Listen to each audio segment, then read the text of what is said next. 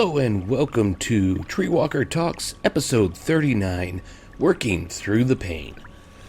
Okay, it is yet again another late night after work, but I have to get this done. This is Wednesday night, 11:39 p.m., because I have to be up at 8 a.m. tomorrow to do another 12-hour day. And that'd be Thursday. This has to be out Friday, so I have to do this tonight. And maybe even produce a little bit of it tonight. We'll see. I might put the YouTube one off a little bit. We'll see about that. Okay, so let's jump right into the podcast itself with the homestead update. The goats are indeed gone. I had said that they should be by the time that I did the last one, but remember, I pre-recorded because of not having, being off the week pretty much. So last week was actually 2 weeks ago. But they are gone. They went to a happier place where they have 10 acres, 5 other goats to be with, rotating pastures, horses, and cows. So I am very pleased with that. It was a great fit. It was a young couple with 2 young kids, and they were looking to breed them and that. And just great fit. I'm sure it's going to work out best for everybody. I do, however, when I go out there to feed the animals and take care of them, I still look over and say, well, why aren't the goats screaming at me because they need something? But with that will become the new duck pen. I've already got some ideas. I am cutting it down a little bit to give me some yard over there so I can take away the yard and the rest. Excuse me. But hopefully I'll video that for you and you can see the build of it, because I kind of want to put a little like pond and maybe a stream in there. We'll see how that goes. The duck eggs. Oh, the duck is no longer sitting on the one nest. So I'm guessing that means all those eggs are duds. They weren't fertile or something like that. I don't know. I'll check again tomorrow if I have time before work. If not, I'll check Friday. And if they don't hatch any out, then I can speed this up and get them over to the new pen, which would be great. I would rather them be there to hatch them out, because they'll have a lot bigger area and a lot bigger area indoors to take care of them and lay and stuff. We currently on the homestead are under attack. The evil forces in Canada are sending their haze and smoke this way. And it really is from Canada, the fires up there. We've got quite a haze. It's almost looking like it's foggy all the time. And it is affecting me. When I'm outside, my eyes, almost like you've got thick allergies. You know, your eyes get kind of gummy and no real problems breathing, except for my voice is a little gruff and I'm not really sick. So be what it is. I'm saying Canada's waging war against us. Excuse me. I did not cough just for, theatrical. That was actually me coughing. I need to get a drink. Okay, and what am I drinking tonight? Yes, I have not given up soda yet. It is still Mellow Yellow. Hopefully soon it will be gone, and we will be going on just like water and coffee. Give me good luck on that one. Okay, anything else going on in the homestead? Not really. I mean, we celebrated my Beagle's 4th birthday today, and I think it was yesterday or the day before she actually turned 4. She thinks she's still, a pup, so. Okay, what's growing out there on the homestead? Rose of Sharon's growing. I transplanted some of it, and I've got some others in buckets to try to make sure they're doing good before I transplant them. I want to have a thick wall of them on my back area. Just, my neighbor's great, but I would rather just have those there so I could look, and instead of seeing him mow or whatever, I could see the bushes and the flowers blooming from them. The aquaponics is up, and it's ready to have something to put in it. It is currently running. I do have it running into a tote instead of the little bucket it was running into, and in that tote I have a Zola, what was still left that was growing. And I will say the person I got the Zola from, I will not buy from them again probably, because as I look at other sellers, their Zola comes with roots, and this was just kind of like little tiny plants. There's no roots. So I'm guessing he gave me just what he had on hand that was kind of chintzy, blah, blah. But I'm trying to nurse them in so that we can actually get this going, because I do actually, they have reproduced, they just weren't getting big, or bigger. So hopefully they start getting bigger and start throwing out some roots. The water is slightly, like I said, it goes on for 15 minutes every hour, I think is what it is, something like that. And so it will cycle the water through the aquaponics Yeah, aquaponics. I always get confused on which is with fish and which isn't. This doesn't have fish in it. This is just some of the nutrients in that running through. Now, what am I going to put in the aquaponics? Not sure 100%. Right now, I do know I would like to cut some sage and get it propagated and get it put in there so I can get lots of sage. I might do that with some basil too. It has to be something because it's in the greenhouse, so it doesn't get rained on in that. So it has to be something that's good with the heat because, boy, this week we're going to be, I forgot that for the homestead update, we're in the upper 80s. I think most of the United States is bacon and not like Kevin or the pork. So it needs to be something that can take the heat, otherwise it'll bolt right away. So basil, maybe not. The sage should. I wouldn't mind, it's getting kind of late in the season. I actually wouldn't mind trying to grow a little bit of tobacco just to see if I can and see what it's like. Not that I would smoke it because I am a recovering addict. I smoked cigarettes for a long, long time. But I have been smoke-free, no cigarettes for going on 10 years. It'll be 10 years in November. So that's pretty much, the garden's doing pretty good. Didn't get any melons in that. I think we're going to hold off on those. It's getting kind of late to put anything like that in, or zucchini.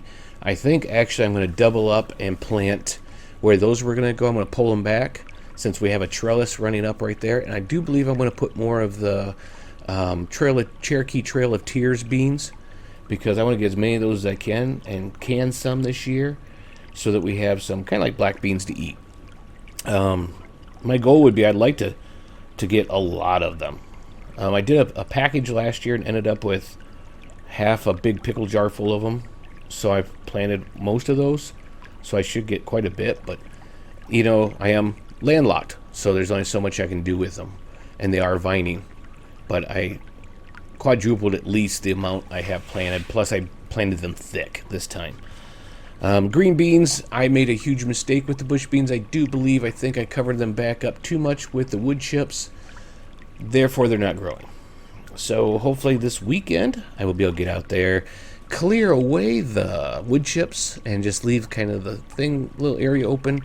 And we'll see if they sprout. If they don't, because they were soaked in water, they might have rotted. I do have more I can put out there. We actually have quite a few green beans still canned. But just in case there's a bad year or something, I want to get some to can all the time. Hopefully I'll put out a couple videos on that because what I do is I harvest them when they're ready and I use the electric canner. The electric canner is great.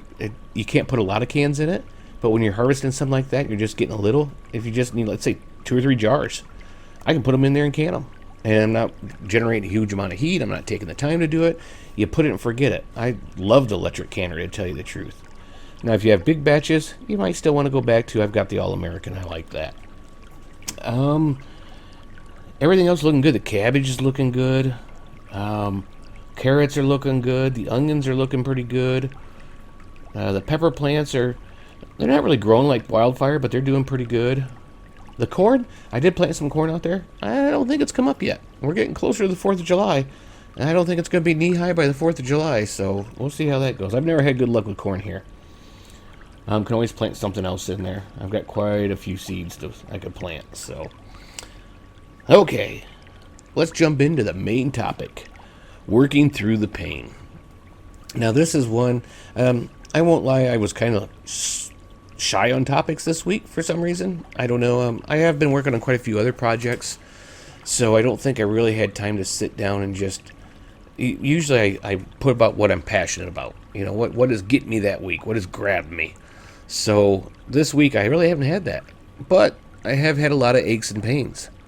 I don't know if it's the weather changes, the pressure changes, what it is, but this year it's been brutal. I won't lie, on my knees and my ankles. I do have an injury on the one ankle. I should go to the doctor. Let me get a drink. I should go to the doctor and get it checked out. I think it's going on 2 years now, maybe 3, I don't know.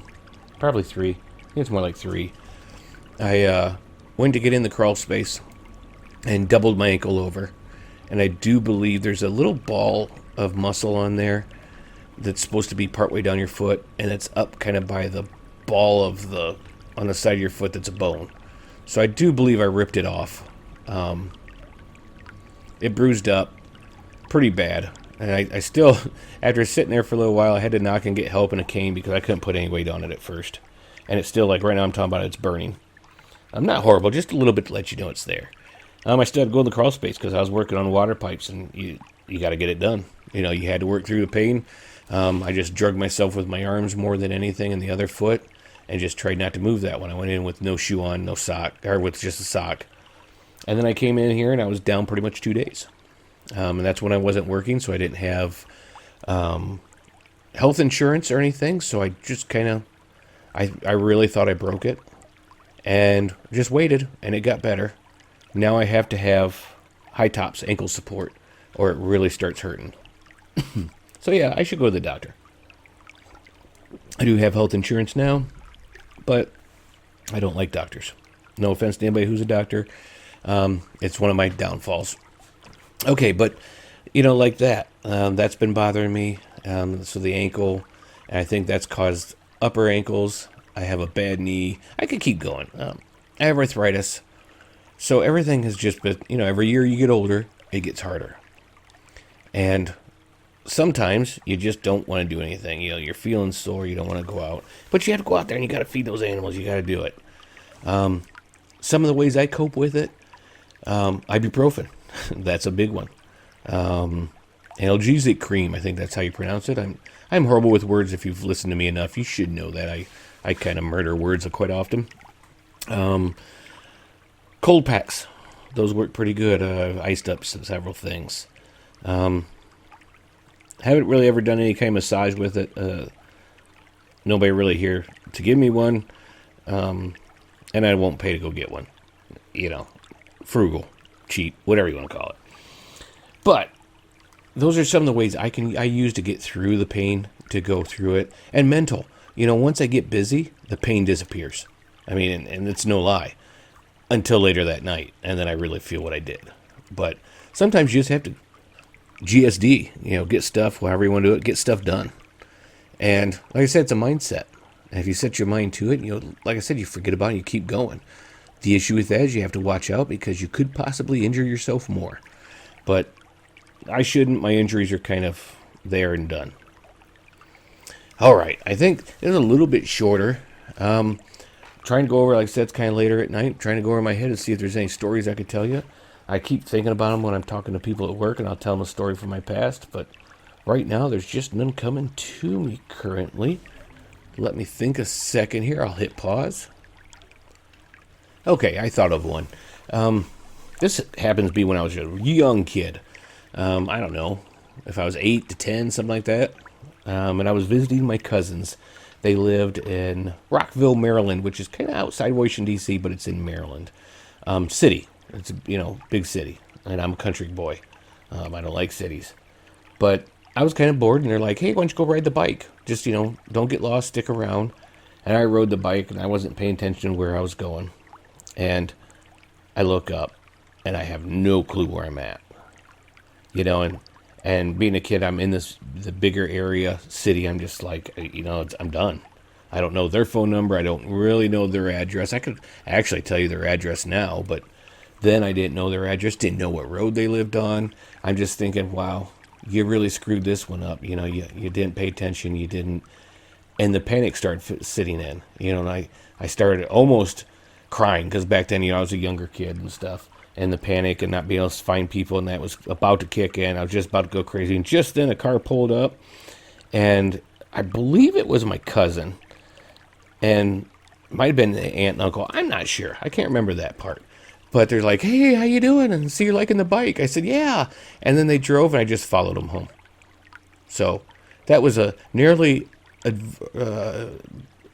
almost a tragic end. I doubt it was tragic. It wasn't that bad of a neighborhood, so I'm sure if I'd asked someone, what could have pointed me to them. But always be aware of your surroundings. I do these things not because I'm not thinking, not because my mind strays. Everything I do is just so that you, the listener, can learn the lesson from what I did and not have to do it yourself. You're welcome. Thanks for joining me. I hope you join in for the next one. And remember, stay alive out there and keep on surviving.